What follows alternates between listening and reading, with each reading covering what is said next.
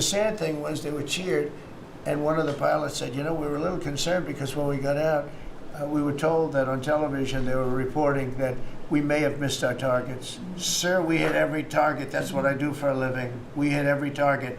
In fact, when the bombs hit, a yellow haze came over the horizon that I've never seen before. It just lit up the whole horizon, brighter than the sun. It was like looking into the sun.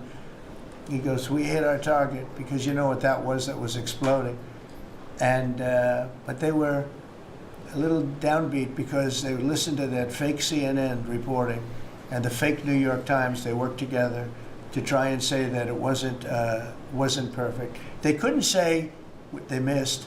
All they could say is, maybe it wasn't perfect. And you ought to fire that reporter immediately. You should fire her. Real fake.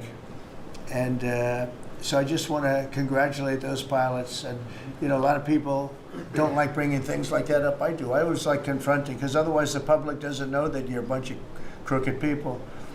But they know, they've learned, and the media has to straighten out their act. You know, the media's down to 17% approval. You got to do a little better than that. It's important for the country that you do better. I think they ought to make a lot of changes. I think changes are going to be made to the media, but it's hard to have a really successful country if you have a corrupt media, and we really have a corrupt media.